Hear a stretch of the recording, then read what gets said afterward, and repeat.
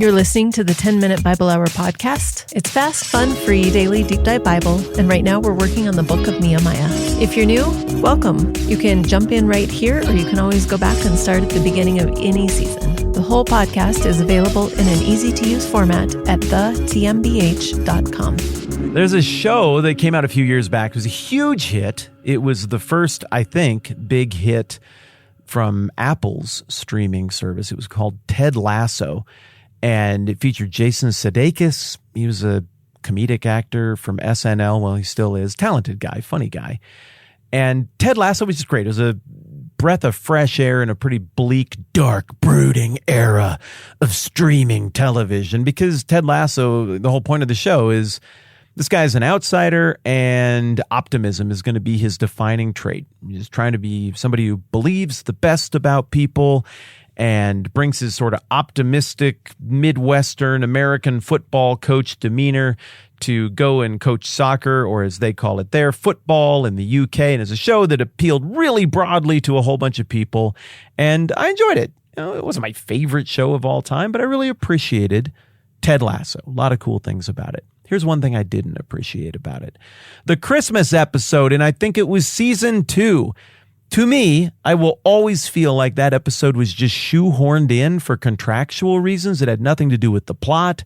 It seemed like it was shot after the fact as like a cast reunion, but you can't do a cast reunion Christmas special when you're only 1.5 seasons into your show. It just felt weird, and I came away going, why is this in here? I don't understand why this episode exists. Contrast that with some of the greatest episodes in the history of television I've ever seen, and I can tell you exactly why they are there and what they contribute to the plot. Here's what I'm driving at, though. We just finished this season on Nehemiah, and I think a really reasonable question to ask is, why is this book in the Bible? In season 1 of this podcast, we did the book of Matthew. It was 800 episodes long, and it was abundantly obvious to all of us, whether you're somebody who thinks there's a God or not, or has been around Christianity or not, you can still tell why it's in there.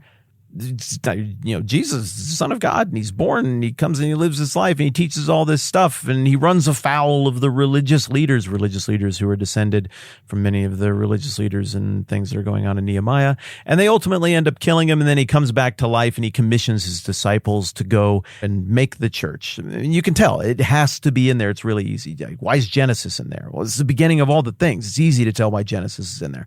Why is Revelation, the last book of the Bible, in the Bible? Well, it wraps up the whole Bible. It summarizes all of the things that happened theologically. It pays off all of the loose ends in the whole Bible. But Nehemiah, understandably, could be a little trickier. I could understand how somebody could look at this, maybe even some of you, if you're feeling a little bit of Old Testament fatigue right now, could look at this and be like, I don't know, get me to Jesus. Do we really need that much Old Testament to spell out all of the problem? Okay, I could get that. But today, I want to make my case for why Nehemiah is not the season 2 Christmas special from Ted Lasso, and why, even if, understandably, you are a little worn out from a whole lot of time in Ezra, Nehemiah, and Esther in this ancient Achaemenid period, and even if you are itching to get back to the New Testament, as I am as well, I want to make the case for why you should be super happy that you now have this book of the Bible in your hip pocket, and I now have it in my hip pocket. And I think the best way to do that is to make a case for why this is in the Bible and why it's important. 1, narratively, it does something that had to be done, or we would have felt unsatisfied coming out of the Old Testament. Sometimes I watch sports seasons and my team has got all of these great players, but they can't all get on the field at the same time. They're all hurt at the wrong moment, and things are just snake bit, and it never works out. And I get to the end of the season and they lose and they're done. And I think, okay, well, maybe that wasn't a championship caliber team, but I just wanted to see them take one good run where they had everything working and we could see what they could do with the players and the roster and the coaches that they had. And I never got to see it, and that feels unsatisfying. I think if Nehemiah doesn't exist, the attentive Old Testament reader is going to feel like, I still don't know if this could work or not, this Old Testament approach to solving the human problem, because I never got to see it really put together. I wanted to see a book where a dynamic, powerful, influential leader with all the money he needed and with the backing of the king, and there's no military threat or anything, could just come along and enforce all the stuff. Make all the things that need to happen, happen. Don't ask people to do the right thing. Make them do the right thing. If they have an excuse and they're like, well, we could, but we don't have this or we don't have that, fine, I'll build you the things. I think the discerning reader of the Old Testament would be very unsatisfied if they didn't get to see a dynamic, powerful leader with basically no human limitations and basically access to all the resources he needs, have a shot at pulling everybody together and pulling out all the stops and taking all the lessons of the Old Testament and being like, let's get it right once. Let's put our best product on the field. Because Nehemiah exists, the thorough reader of the Old Testament can now say, all right, I can move on in peace. I've seen it. That was the best possible run. There were no injured players here. Everything was firing on all cylinders. That was the very best we could do. And it wasn't close to good enough. We're going to have to go back to the drawing board and reimagine this whole thing. Nehemiah is so important in satisfying that curiosity and showing that to the attentive reader at the end of the Old Testament. A second reason that this is in the Bible would be all the themes that we talked about in yesterday's episode. If you haven't caught that one, go catch it. I'm not going to speak specifically to any of them again, but I will quickly list them out. The themes of remembrance, providence, opportunism, being set apart, responding to enemies rightly, God answering prayer, and worship being at the hub. These are really important biblical themes that have tendrils that spread out into all the other parts of the Bible and are absolutely cohesive with the other parts of the Bible. There's some other ancient literature written from a Jewish perspective that in and of itself is really good. It's why it's cherished literature, but it isn't always cohesive with all the themes and the way it plays out through the rest of the Bible. The book of Nehemiah and the book of Ezra, well, these are. A third reason that I think Nehemiah is in the Bible and that I think you should be really proud of having this book in your hip pocket is it helps you understand the world today. Judaism is amazing. The fact that there are still Jews is amazing. Think about all the people groups that you see around the world today. So many interesting people with so many interesting histories and cultures and communities. But the Jewish people? Dang, that really stands out. Whether you agree with all of the politics of the modern nation of Israel or not, it is incredible that you've got a clear provenance of a people group that goes back 4,000 plus years, and they've preserved their written documents, even if you don't think there's a God. That is amazing, fascinating. And so even if one were to read Nehemiah and reject all the theological implications, it's still just so dang interesting to see a people group who still exists today and to observe this pivotal chapter in their evolution as a people, their growth as a people, their survival as a people from 2,500 years ago.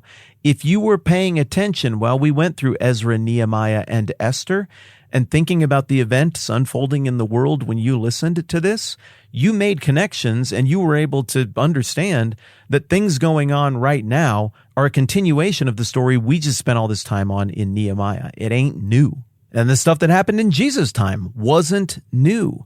People are dynamic. Cultures are dynamic. Everybody's compensating for something. Everybody's insecure about something, not just individuals, but people groups.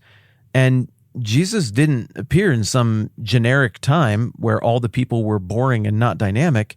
Jesus came into the world in the fullness of time, and the Bible holds him out as having lived a perfect life, given perfect teaching, dying on the cross, and being raised from the dead, all against the backdrop of a culture that was born straight out of the stuff that we have been looking at in the book of Nehemiah. And then finally, I guess I've every single point that I've made about why this is in the Bible and why you should care about it and why you should be proud that you've finished this and have it in your hip pocket now.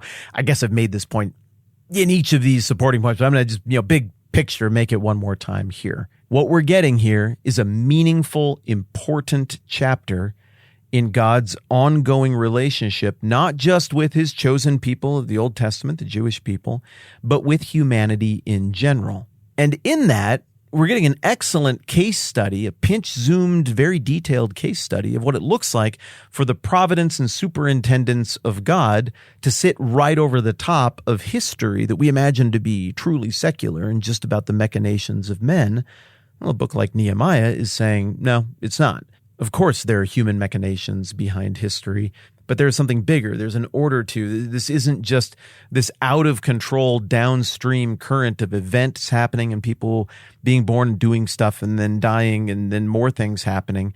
There's some bigger overarching story to this thing, even when the human expression of the story doesn't follow the exact plot beats we might like. Even when all the resolutions aren't totally satisfying, that tension is there for a reason. And this is my final point for why this is in the Bible. That tension is meant to be pregnant at the end of the Old Testament. You're supposed to come away from this feeling a little discouraged and overwhelmed that every single human solution to the problem of death and suffering and human failure and pride, all the things that affect us as humans, you're supposed to be discouraged that every solution that you could have dreamt up or that I could have dreamt up has now been tested repeatedly and has failed. This is the best run we took at making this better, and it didn't take. It didn't work. So we're going to need something better. We're going to need a righteousness apart from the law. We're going to need some sort of blanket amnesty, some sort of mechanism for atonement, for forgiveness from someone bigger than a human, bigger than a king. If this is going to get fixed, if there is to be redemption in this story, coming out of Nehemiah, you as the reader are supposed to be thinking, it's just going to have to come from God on high.